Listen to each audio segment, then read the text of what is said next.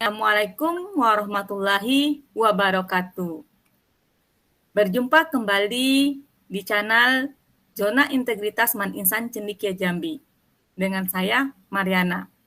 Pada kesempatan kali ini, saya akan memberikan penyuluhan tentang integritas nilai-nilai anti korupsi melalui pendekatan keagamaan pada madrasah keasramaan yaitu Madrasah Alia Man Insan Cendekia Jambi. Baik, pada materi kita kali ini, saya akan menjelaskan pengertian dari integritas. Integritas adalah kesesuaian antara pola pikir dari hati yang luhur, perkataan yang benar, dan perbuatan yang baik. Selanjutnya, di dalam integritas, selain pengertian, kita juga terbagi menjadi indikator motivasi berintegritas.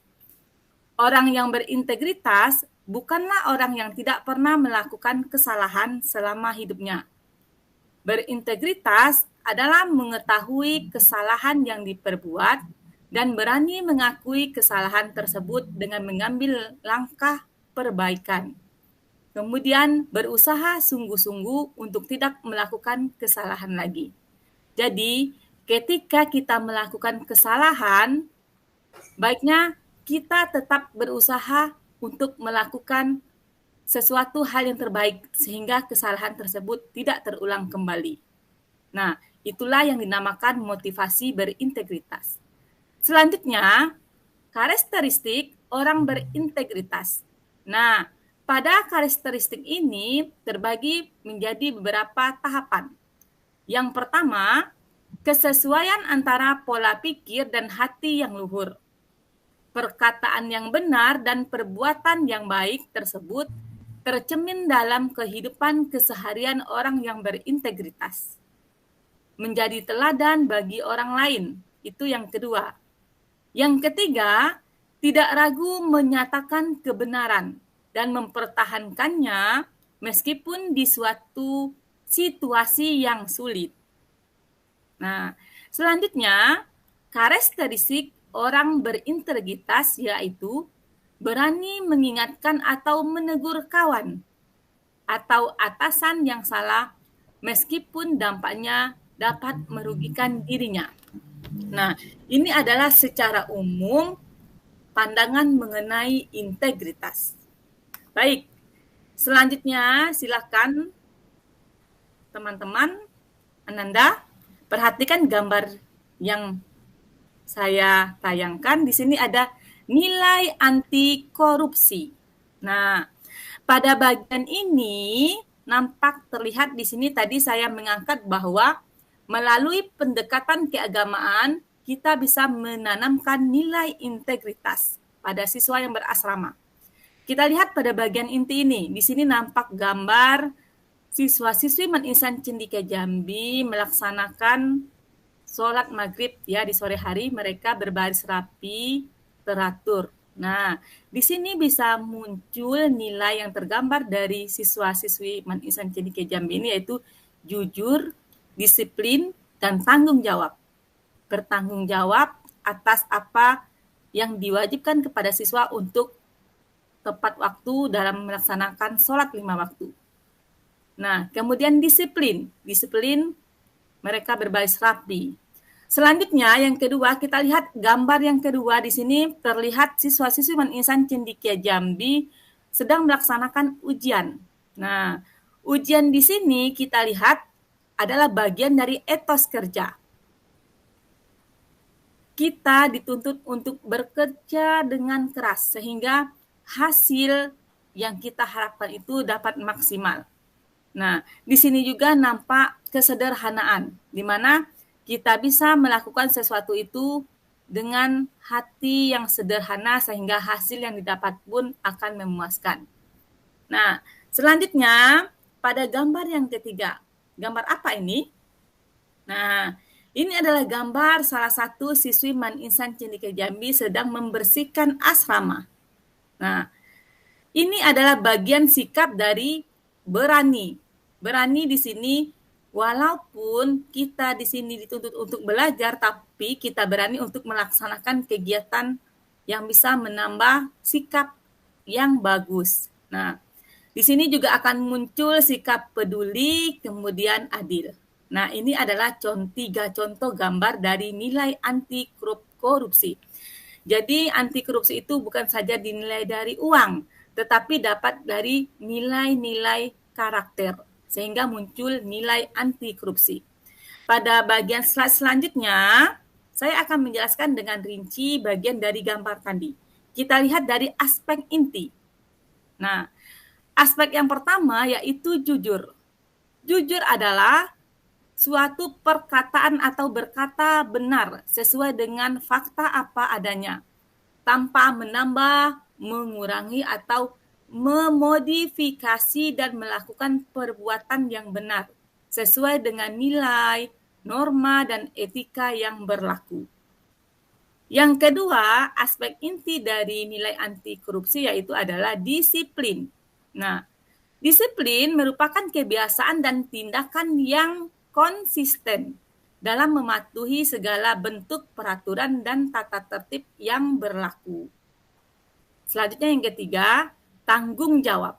Nah, tanggung jawab adalah merupakan pelaksanaan atau melaksanakan suatu pekerjaan dengan baik dan bersungguh-sungguh, sesuai dengan apa yang menjadi tugas dan kewajibannya.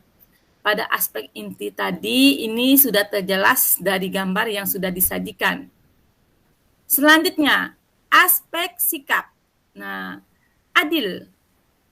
Adil merupakan sikap pertengahan, tidak memihak dan tidak membeda-bedakan berdasarkan suku, agama, ras, ataupun golongan tertentu. Yang kedua, sikap berani. Berani tidak takut ataupun gentar dalam menyuarakan kebenaran dan melakukan hal yang benar meskipun menemui kesulitan, bahaya, dan ancaman. Selanjutnya, peduli. Sikap peduli memiliki simpati dan empati atas orang lain dan lingkungan sekitar yang tercermin dari sikap dan tindakan yang dilakukan. Nah, yang ketiga adalah aspek etos kerja. Dari aspek ini dapat dilihat 3 sikap. Yang pertama adalah kerja keras, yaitu bersedia berkorban demi mencapai tujuan dengan berusaha dan berjuang tanpa menyerah, namun tetap memenuhi peraturan perundangan dan tidak melanggar etika, nilai, dan norma yang berlaku. Nah, selanjutnya ada aspek etos kerja. Mandiri, yaitu mampu menyelesaikan, mencari, dan menemukan solusi dan permasalahan yang dihadapi tanpa bergantung dan menjadi bahan bagi orang lain. Terakhir, pada sikap aspek etos kerja ini yaitu sederhana, akan bersahaja dengan memberi, memiliki, dan menggunakan sesuatu secukupnya saja dan tidak berlebih-lebihan. Nah, ini adalah aspek yang bisa kita lihat dari nilai-nilai integritas, dan ini bisa kita terapkan pada kehidupan berasrama. Dan contohnya adalah siswa-siswi Man Insan Cendekia Jambi. Nah, baik, saya akan lanjut menjelaskan. Nah, kita kembali kepada lanjutan yaitu pengertian konflik dari kepentingan. Nah, kita lihat apa itu konflik kepentingan. Nah, dari 3 bagian ini sudah nampak terjelas. Yang pertama, kondisi pejabat pemerintahan yang memiliki kepentingan pribadi untuk menguntungkan diri sendiri dan garing atau orang lain dalam penggunaan wewenang sehingga dapat mempengaruhi netralitas dan kualitas keputusan dan garing atau tindakan yang dibuat, dan garing atau dilakukannya. Ini termaktub dalam Undang-Undang Nomor 30 Tahun 2014 tentang Administrasi Pemerintahan. Konflik yang kedua, yaitu situasi di mana penyelenggara negara memiliki atau patut diduga memiliki kepentingan pribadi terhadap setiap penggunaan wewenang, sehingga dapat mempengaruhi kualitas, keputusan, dan atau tindakannya. Nah, ini termaktub dalam Permen PAN RB nomor 37 tahun 2012 tentang Pedoman Umum Penanganan Benturan Kepentingan. Terakhir yang ketiga, situasi yang dihadapi oleh seseorang atau sekelompok orang yang memiliki atau patut diduga memiliki kepentingan pribadi dalam penggunaan wewenang sehingga dapat mempengaruhi netralitas dan kualitas keputusan dan garing atau tindakan yang dibuat dan garing atau dilakukannya. Nah, ini terdapat dalam kajian Direktorat Monitoring KPK. Jadi sangat jelas tadi gambaran bahwa integritas nilai-nilai anti korupsi ini dapat tergambar dengan jelas pada siswa-siswi yang hidup di asrama. Oke, terakhir kita lihat di sini ada ilustrasi gambar, perhatikan. Nah, konflik lingkungan bisa muncul di sini. Pada gambar ini nampak ada demonstrasi ya, di sini ada pelajar. Nah, ini ketika siswa-siswi tidak mempunyai integritas, maka bisa saja terjadi tawuran, yang mana ini akan berdampak buruk dari psikologis, ekonomi, maupun karakter. Nah, selanjutnya kalau kita lihat pada kepemimpinan. Nah, gambar ini mengilustrasikan gambar yang kedua, konflik di dalam organisasi. Kalau kita contohkan pada kehidupan siswa, di dalam sekolah atau madrasah itu ada organisasi yang bisa kalian pelajari atau kalian menjadi anggota, menjadi ketua, bergabung dengan organisasi tersebut yaitu OSIM dan MPS. Nah, jika kita bisa menjadi pemimpin yang bisa mendengar aspirasi semua teman-teman, baik itu yang baik ataupun berani memutuskan sesuatu yang tepat sehingga keputusan tersebut dapat diterima, maka Ananda selaku siswa-siswi dan kita semua dapat menjalankan integritas. Nah, oke.